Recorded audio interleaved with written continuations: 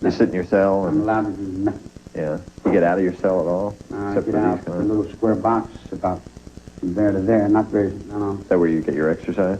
If you call it exercise, not really exercise. They just got this excuse. See, they give excuses and they play you off to like they're doing something, but they're not. You know, not really. Where do you have your meals? Do you eat in your in cell? In cell, yeah. I'm forced to trust it, whether I like to eat from people's hands or not. Yeah. I'm holding the trust of California in my stomach. You get a lot of letters. I know that. They said you get lots of mail here. Do you get mail from family members? Sandra What are Good? family members? Well, people that used to hang out with you. Sandra Good, I know, moved here. Sandy's a good person. She's a wonderful human being. She writes you off. And you she did 10 years in prison trying to stop the chemicals from being poured on the land. But Don't say she did it for me. Yeah. She did it for herself. She did it for the world she lives in. You hear from her, though? You guys? Yeah, we write back and forth. She's all right. Mm-hmm. Do you make friends in prison? Is that possible? Friends? Do you have friends in prison? Mm-hmm. How do you define friendship? I live by God's law. I treat everyone just like I would myself. Mm-hmm. If you treat me right, I'll treat you right. Mm-hmm. You spit on me,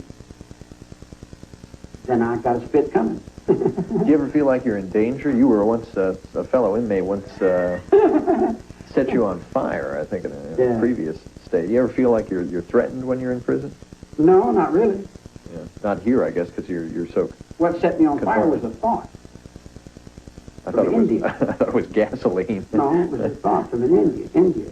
Yeah. You remember the next day that the head of India was shot and killed? I didn't realize that was the same time. Hey, look here. I'm not on a local level. You're on an international level? I'm on a world level 3 times around. I know why the Queen wears her 3 stripes on her hat. And I know why she goes to Kentucky to get her horses. There isn't anything I don't know from here to the IRA. I know who gets bombed and why those 17 people starved themselves in Belfast. That's because I live in cell 17. Because those are angels that fly in my world. To me, those are 17 machine guns. yeah.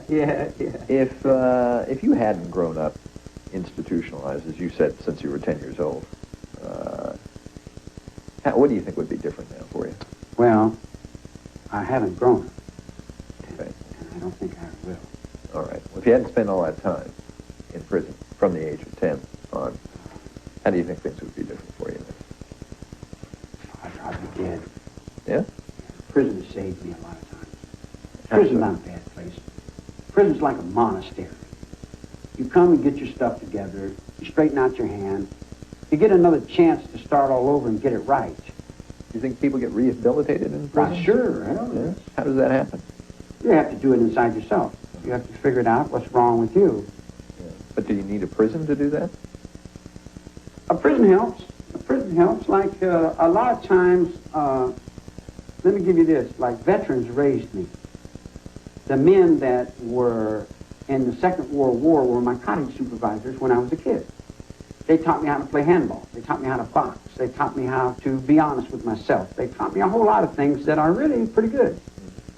I fought against them for years, and I didn't really understand until I conquered myself, but they told me that the only guy I'm fighting is me, and I'm my own worst enemy. And when I get that straightened out, then I can touch somebody else. But in order to do that, sometimes you got to go through hard knocks, and you got to go through the hard part. The hard part. In other words, how are you going to go to heaven unless you danced in hell? I mean, how are you going to know it? How are you going to feel good unless you feel bad? I mean, it runs both different, like. When you were first imprisoned, you were on death row. Your sentence was commuted in the early 70s. How did you feel, though, before that time? I knew that my sentence would be commuted. You knew that all along? Well, sure. Yeah. So you weren't afraid about being executed? I knew it when I was standing in the courtroom. Yeah. See, each man knows when he wants to. Each man knows when he must know. When you're pushed in a position to know. I stood in the courtroom, I told the judge, man, I'm dead in this. What I meant by I'm dead in this, I don't have no thought. Ain't none of that. That's the generation of the 60s. I'm not a generation of the 60s. I'm a generation of the 30s. I played on the same ball club that your old man made movies of in Virginia, the VMI, with Natural Bridge, when I was a little kid, 1950. Before the Korean War started, I was in a little federal boys' camp. Everyone thinks I just came on the set in 1969 because I'm little and I look young, so they felt I was young, but I was an old man when I got busted. I'm an old man now, but I was still an old man then. Should you be in prison at all? Should you have been in prison? Well, see, to start with, prison was originally started as a farm. And if you liked the person that came in your courtroom, you gave him another chance to be reborn and enter into a right way of life. Prison was not built to punish people. It was built to help people.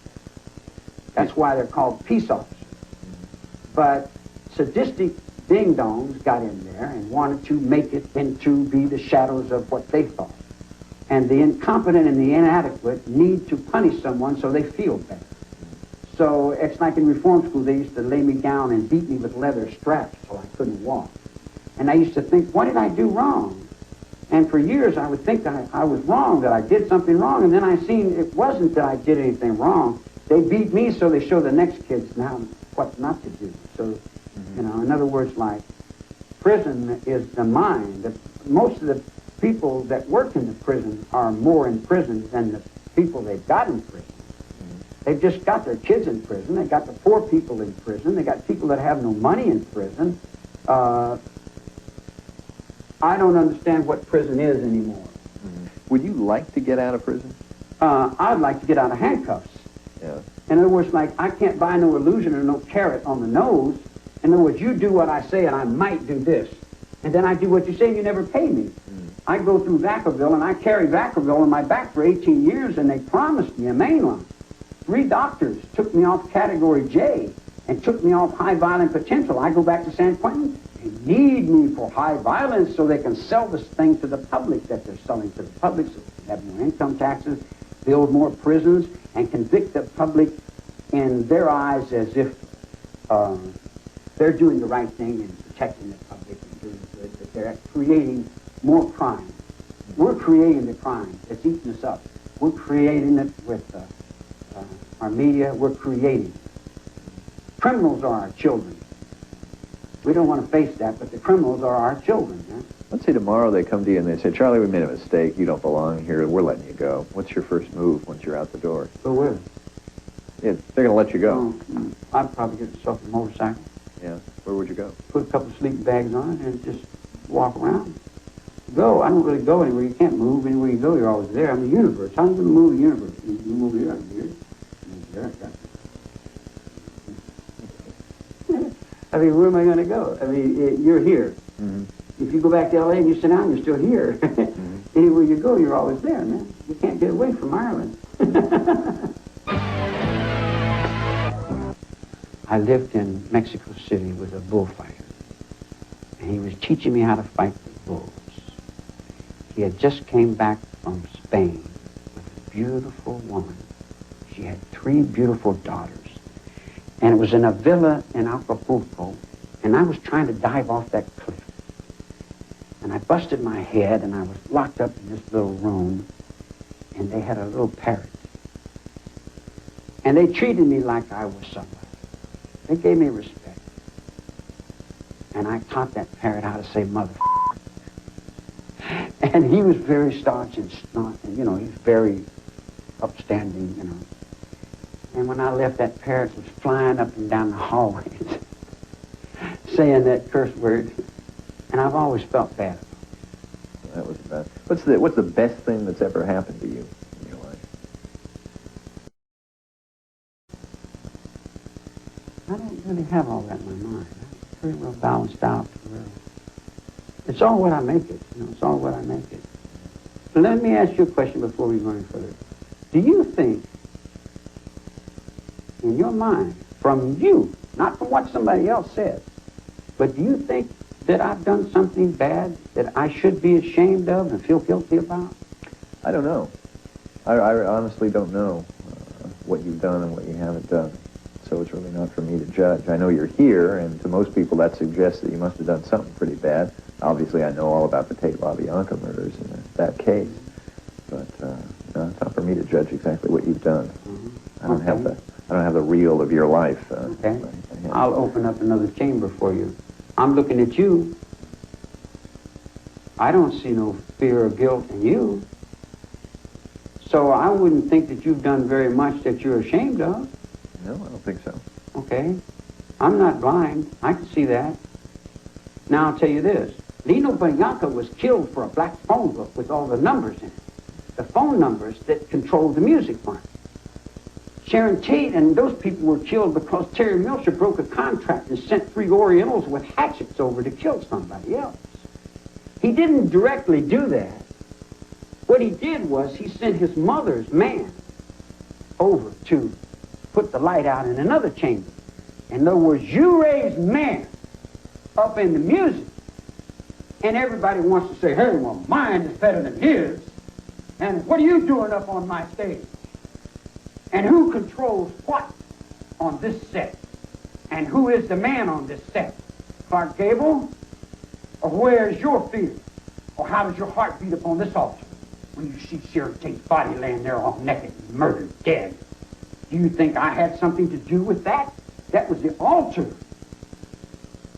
It had nothing to do with me. It was the turnaround of the whole world. It was the Aryan woman that was being bought up from the head for Rosemary's Baby.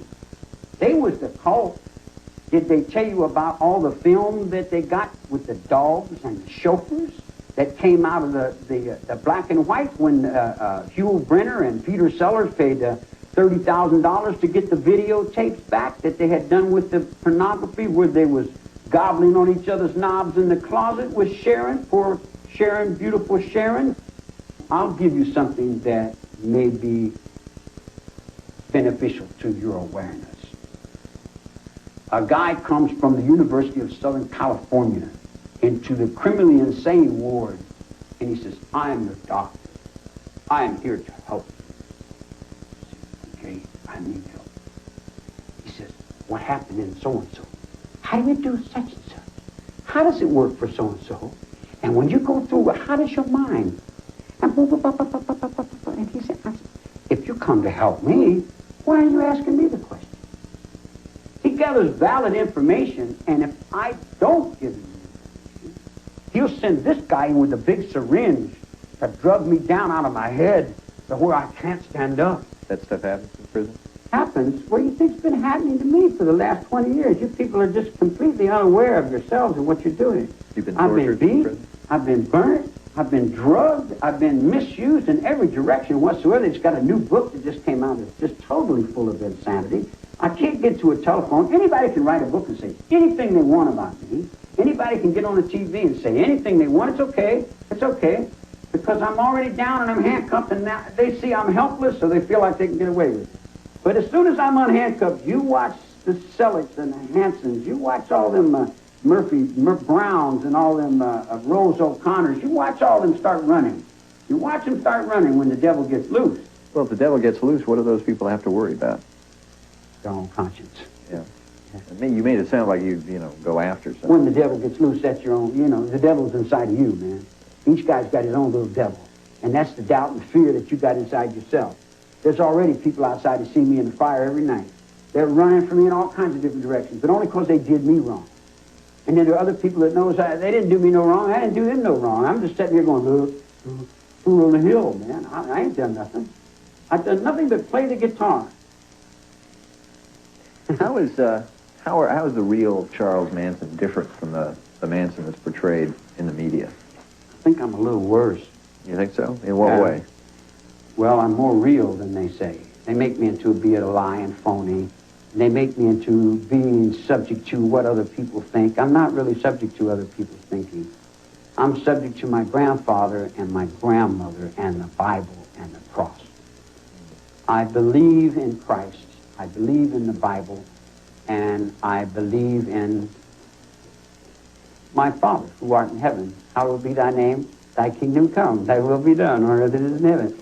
I am a child. Now I'll lay me down to sleep. I pray the Lord my soul to keep. And if I die before I wake, maybe I'll pick up peace. Since you brought it up, and it's not our intention to really rehash Tate LaBianca. That's not why we're here. But since you brought up religion and Christ, what do you think Christ would have thought about what went on in Sharon Tate house and the LaBianca's house. We all have Jesus within us. Did Tex Watson have Jesus within him while he was sticking a knife and a fork into Nina LaBianca? Tex didn't have any choice. Tex was trapped in his mother's mind. He had to do what he did. He was a slave to his upbringing? He was a slave to society. He had to do what he had to do because that's what he was thrown into by the world he lived in. And like any convict will tell you, I walk the line. I keep a close watch on this heart of mine. I walk the line. I walked with Tex. But when Tex took out his knife and he went out for so-and-so, I said, excuse me, I got to go to the canteen and get myself an ice cream. I've walked that line all my life. I've walked that line in San Quentin and Folsom. I've walked that line in Leavenworth. I've walked that line in Alcatraz. I've walked that line all through the federal prisons. When you walk a line in the penitentiary and somebody's got a knife and they're headed for someone, the best thing you can do is tell them, look, man, I wouldn't do that if I was you. And if he says, I'm going to do it, then you say, okay, get out of his way. Because that's his life. It's got nothing to do with you. You seem to be suggesting that Tex Watson's the world, and I don't mean to just pick on him in particular, but anybody who does crimes, who kills people, who does horrible things, that they don't really have a choice, that they're the product of society. Do any of us have a choice? Well, I don't know. Do you believe in God? No, I don't. But you believe in yourself? Well, I think, therefore I am. Okay. So, but what I'm wondering is, what about free will? I mean, does Tex Watson have no responsibility for himself? What about free will? What about free will? What about free will? When I was from 10 to 21, I used to ask if I could have my rights. And they said, you're a juvenile, you don't have no rights. Get over and shut your mouth, boy. And then they'd hold me down on the sled and beat me till I couldn't walk. So, why can't I do that? So, turnabout's fair play. Oh, you got permission. You got permission to do it. You can do it to me. Well, I'm not interested in no, doing it. But no, I'm saying, if what you do to your children are going to raise up to do what? I mean, you get back what you put out. Is that right or wrong?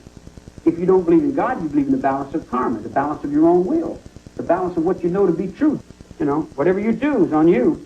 You got to be judged by your God. Don't judge me, man, behind what Tex did. If you kill somebody, you killed yourself.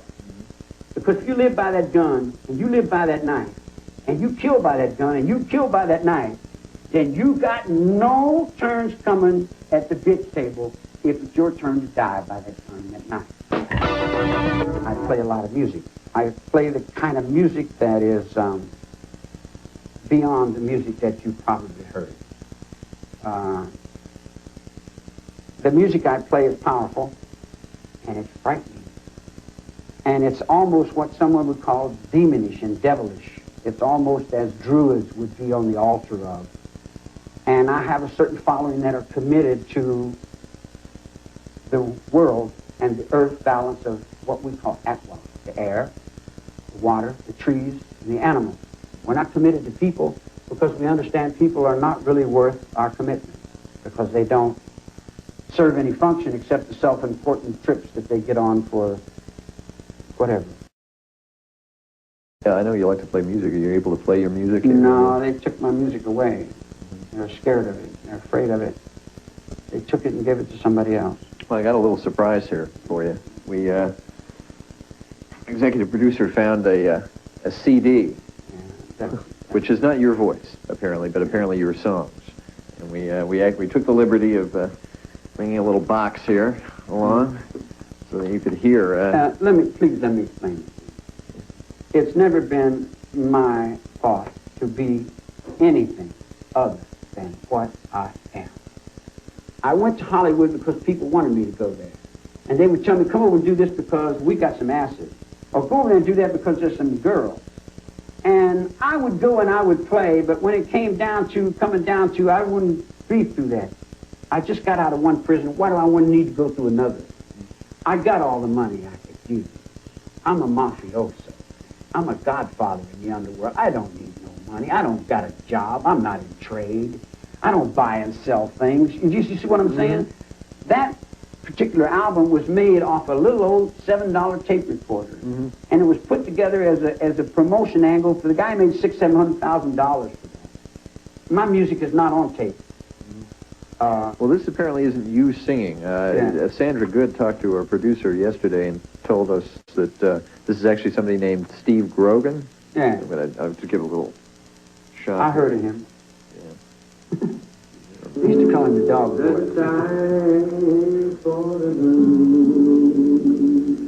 The time keeps on flying. Recognize the Your song? loving baby, and all you do is crying. Can you feel? Ah, the feeling's real. Look at your game, girl. Yeah, that's an old song. Yeah, I guess these are all back in the 60s.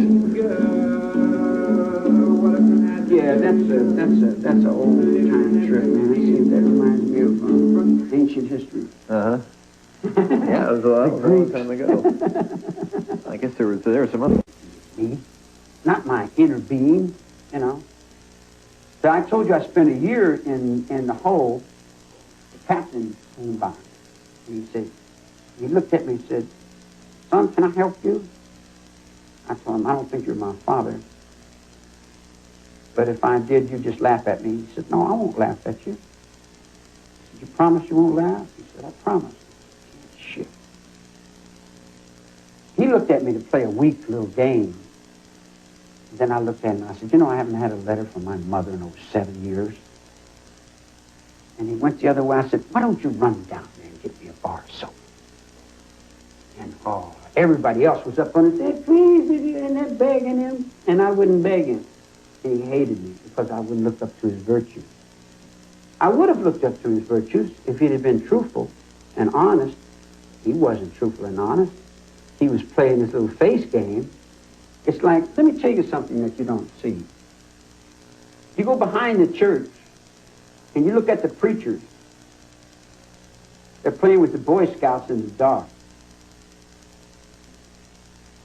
And they're as nasty as anybody in the street. And they're without conscience and without morals.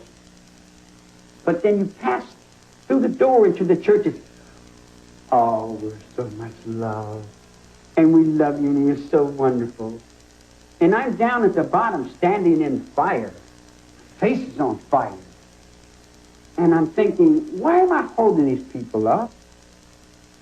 What's the key to morality for you? What's evil to you?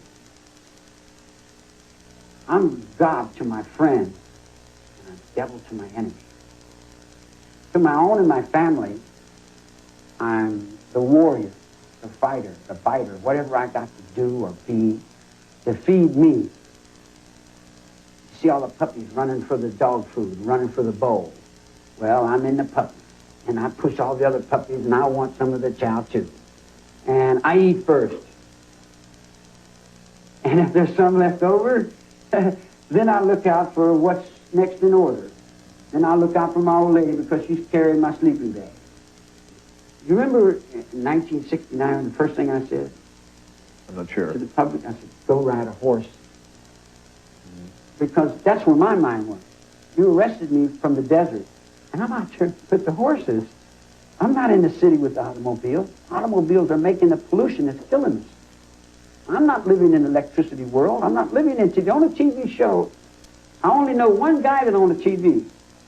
And I would come down from the mountains into his living room, and I wouldn't want to go in his house because there was TV in it. He said, "Come on in. TV ain't going to bite you." He said, "I only watch one program." I said, "Which program's that?" He said, "Star Trek." You watch TV here? Yeah, all the time. Yeah. You keep up with current events? Do you watch the news? And I don't watch them, all them little cheap, vicarious old women theater things. All they're doing is selling fear to them old witches, them old broads that live on that vicarious thrill. You watch him in the show, and he said, then he killed her, and he drove her down by the car, and they go, "Oh," you know, they're all just, that's silly, man. It's really, that's another thing I'm mad at the whole society about. Your minds are all stuck in movies. You can't get to reality unless you go through a movie. You got to make 4 or 5 movies before you get to the reality of it. Everybody wants to be locked up, so they make movies up over my thoughts. They steal my thoughts. They put microphones in my walls. They put them in my sink. They steal my letters. Everything I do or say, it just becomes a Magnum PI on one hand, And Robert Conrad on the other going, I'm a secret agent for the Rubelflam, the Banflams, and all that Robert Flam dance to get off the road. Funds you get to let it get up to the fun because it's the best road dance. You see it? Mm-hmm. Yeah, Oh, I it's got kind it. of creative in there. Yeah. Life? How can you give society rights when society don't give rights? Which rights do you think have been violated? I didn't even get to put on a defense. I never got to call one witness. When it came time for me to put on a defense, it became a political thing. Let me give you this real quick. The Catholic Church has been trying to turn this country into Catholic for years. They ride on the courtroom. The Protestant Church is the United States government. The Constitution was a covenant with the cross and the Bible. Freedom of religion was freedom of our religion. Freedom of the Protestant religion, out from underneath King George to where the honest labor man, the man of the mountains and the hills and the guys in the hose, had entrance into the court. But when you cut me out of the courtroom, you didn't give me my rights in a courtroom. You tripped over yourself, Nixon. When you set a thought in your courtroom, that sets a reality in these men that hold the procedure. They are paid to hold that procedure in the will of the rules. The rules are the will of God. That's what the law is. It's there to protect everyone. What about Charlie? Are you going to give Charlie his rights? We can't give Charlie that courtroom. If we give him that courtroom, we got to give him the robe that goes with it, because Charlie knows more about what's going on in this world and country than we do, because it goes to this: sunshine. The father of our father went into war and are in the grave that fought for our rights in this country. My grandfather lays buried in the veterans' burial ground for my rights. I have permission by the Constitution to bear arms. And if you don't abide by those rules and rights, then I have the right to go into revolution and do anything to you that you're doing to me. That's a revolutionary, universal law that comes from God. Do you consider yourself a revolutionary? Why, sure, definitely. Everybody's afraid to call me a political prisoner, and Amnesty International won't accept me. And everybody runs to the eastward, Uganda, with their skyjacking before they'll face the truth in it. But here's the truth. In juvenile hall in Indianapolis, Indiana, from 1944 to 1945, the military court tried and convicted 6,000 Waffen SS men in uniform, and judged those men who fought for God and country, for a cross and Bible. They judged those men to be criminals, and they judged that war to be a crime. That war was not a crime. I don't care how many times you judge it. By all rules and regulations and Bibles, and any word that's spoken in any language knows that when you're fighting for God and country, and you're in a war, you fight or you're executed. When you're going to war, you're not going in to spank somebody on the wrist like Korea. You're going into the last man, woman, and child. You're fighting for your God, your life, and your country. You're fighting for your children, your dogs, and your chickens. There ain't no quarter. There ain't no in-between. Them men were forced to do what they had to do. And you hung them for obeying orders? And you call them criminals? This is important. It may not seem like it,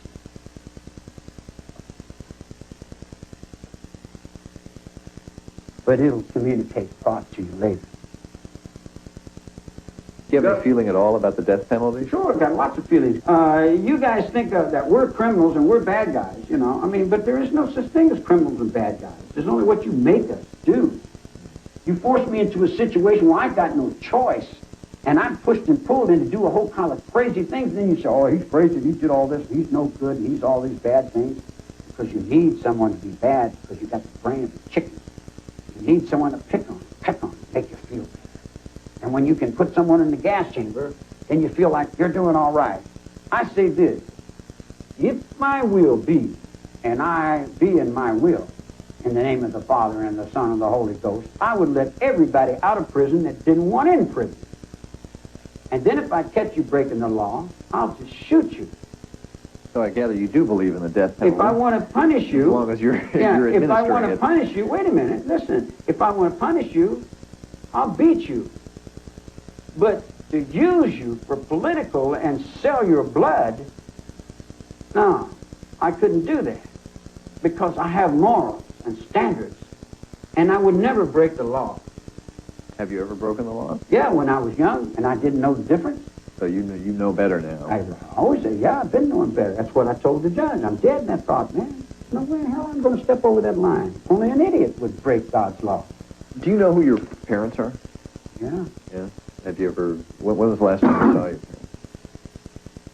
Saw my mother in the visiting room in McNeil Island. Yeah. That would have been back in the 50s? 62. Yeah. If you could get a message to them, what would you say to your parents? Same thing I've always said. Which is? Whatever they say. Right. What do you think of your parents? I don't really judge that much. I don't judge people. Christ said, judge not. Kind of live by that. Yeah. A minute ago, though, you were talking about shooting people who broke the law, which would That's require God's will. a certain amount of... There's a difference. There's a difference. There's a difference. Yeah? There's a difference. What is the difference? The difference is that if you're not prepared to do that, then you shouldn't be representing the law. Yeah. Because in order to do that, you'd have to be willing to be shot. And you're willing to be shot? I follow God's law, sure. Yeah. That's why I'm here.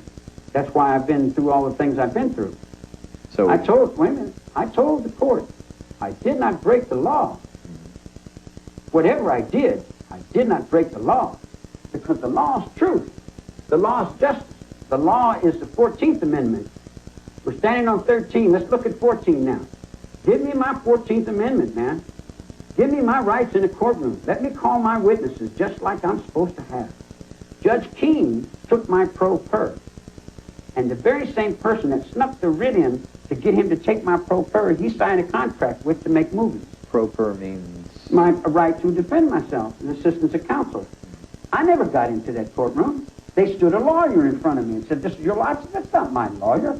That's your lawyer. No, that's your lawyer. No, he's not my lawyer. I'm my lawyer. According to the rules and regulations of this Constitution, you know where my lawyer is? The lawyer that you gave me, not you, but the system gave me, is in a nut ward. He's crazy. He's insane. He was insane the day you gave him to me. But you put him on me. There wasn't anything else I could do. I had to accept him. I said, well, I'll take you to get my pro per back. And then he just kept lying, faking. And then when I knocked him down in the courtroom, they said I was bad. It's not fair. It's not right. It's not justice. It's not my rights. I heard your father on TV talk to the United Nations. And I listened to every word he said. And every word he said was as perfect as if God had said it himself. I said, now that he said it, who's going to enforce it? Who's going to make it so? We're all supposed to get rights. Well, then give me my rights. Crime. You've got to realize that crime is a war. And you're not going to win this war by fighting yourself. Because you're at war with your children. You got abortion clinics cutting the babies out of your own daughters because you can't face that your daughters are being ripped off and taken and made pregnant when they don't want to be pregnant because you don't have the backbone in your own system to obey by your own rules and regulations. My old lady gets busted in San Francisco. The district attorney sends her a hand-shoe lawyer and says, if you work for me for a couple of nights, I'll go to bail. If the district attorney is pimping prostitutes, the governor's running the numbers racket out of his office, he's raffling off the souls of his very church. And then you come back to me with the welder's torch, burn up the evidence locker. And every crook in the United States knows that that $50 million of cocaine that come up missing from the Vice Squad didn't burn up. You're not bullshitting us. We see you. You want us to abide by rules and regulations, but who's making you abide by the rules and regulations? I drive down the road in a Rolls Royce and I'm smoking a joint of marijuana. Wait, I'm okay. I drive down the road in an old 1948 Chevrolet and I get swamped and stepped on, you know. How's that going to solve the problem of crime, though? Because the bigger crime is what's making the little crime. You got little crimes, you lock people up in jail, but you got the big people that are pushing all the little people. You got people that are leading you into captivity by saying, take a knife and change your clothes and go kill your mom and dad. And a bunch of kids raise up and they go kill their moms and dads, and then they say, oh, we all got haircuts and we're living in Wall Street. We didn't grow up. They didn't do no time. Jerry Rubin, A.B. Hoffman, they didn't do no time. Jane Fonda and Joan Baez, they didn't do no time. But they're awful quick to jump up and say, hey, kids, why don't we go over and do this? Hey, kids, why don't we go and do that? We blame Charlie for it, and it's all right, see? But crime comes into the living rooms of everyone. You've got to have a strong system, but in order for it to be a strong system, the system's got to be right, man. You can't fake it. You can't jump up and knock a bunch of people down and say, see how strong we are? That ain't gonna, you know, that's not going to do it. You got to be right. You got to finesse it. You got to have a one world government. You got to have a one world court. There can be no place in the world that you can get away. In the meantime, though, since that is probably a long way away, not as far as you might think. Well, no, probably not going to happen next week anyway. In the meantime, what do you do with people that are going out and doing crimes on the streets, gangs, kids getting mixed up with gangs, that sort of thing? What's the answer to that? Why are they doing it? Well, why are they doing it? You just said they're being pushed from above societies to blame. They're being raised to do it. Yeah. You got a baby laying on the floor, radio singing, baby, won't you light my fire? Baby, won't you light my fire? And his mother comes in and says, you little firebug, I'll catch you playing with matches again. You know what's going to happen to you now? You get over there and shut your mouth. You're going to amount to nothing. You're going to end up in the penitentiary. You watch me. Get over there. And then the little kid goes going little like a fuse, going up and he's bounced on and running out in the street, and he gets more truth from a dope dealer than he can to people that are telling him not to deal with dope. You've got, you talked a little bit about children. You've got some children, I think 3 children? A bunch of them. I got a whole bunch I don't talk about. What do you want them to think of their father? It doesn't matter. No? What they think of themselves doesn't matter. Would you, do you have any words of advice for your children? Is there anything you would like to say to them? Best way to find it out is find it out, man. The way you do. You know, everybody's got to do it the way they do it, you know. As your father let you be yourself. Mm-hmm. I pretty much do the same. Yeah, that doesn't mean he doesn't give me some advice. Well, sure, if you ask for it, if it's valid, you know, if I'm in a position to help someone, I'll do the best I can. But if I'm not in a position to do all that, then I have to take the position I'm in. I'm in a down position, so I take the down position.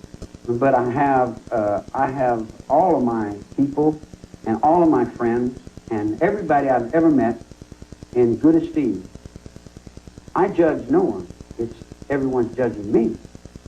So you're looking at everybody judging me as being bad. I know what I am. I'd like to get out. If I got out, what would these people do? They wouldn't have any minds.